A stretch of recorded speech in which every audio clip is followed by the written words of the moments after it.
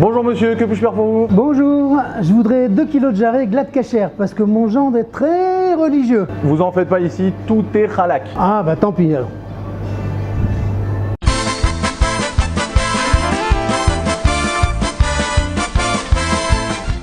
De la viande glatte, halak, cachère.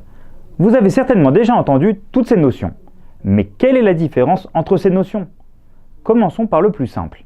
Cachère, c'est un terme général. Cela signifie apte à la consommation selon la loi juive. Mais pour la viande de bœuf, ça se complique. Pour être consommable, une bête doit remplir 3 conditions. 1. Ruminer et avoir le sabot fendu. 2. Être abattue rituellement, c'est la shrita. 3. Être en bonne santé. Si elle est en mauvaise santé, c'est-à-dire qu'il lui reste moins de 12 mois à vivre, c'est une bête tréfa.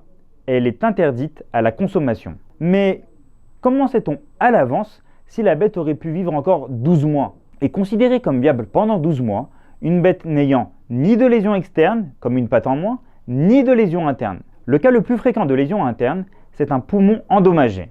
C'est justement l'état du poumon de la bête qui va nous permettre de différencier une bête halak, glatte ou cachère. Après l'abattage, un vérificateur vérifie l'état des poumons. Le cas le plus simple, c'est lorsque les poumons sont parfaitement lisses, sans aucune adhérence. Dans ce cas, la viande est halak. Halak signifie lisse en hébreu. En yiddish, on dit glatte. Alors, halak et glatte, c'est la même chose? Oui, mais ça dépend du mot qui suit. Je m'explique.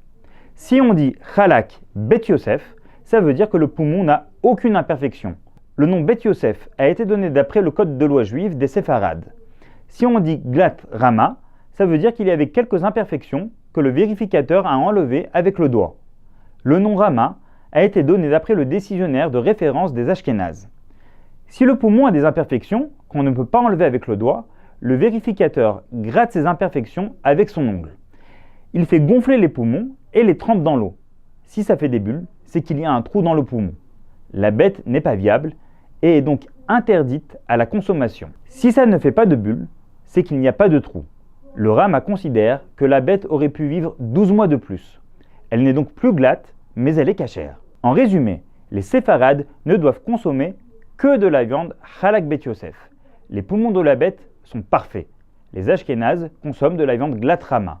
Les imperfections mineures des poumons ne posent pas de problème. Si un Ashkénaze ne peut pas se procurer de viande glatte Rama ou halak Bet Yosef, il peut consommer de la viande cachère.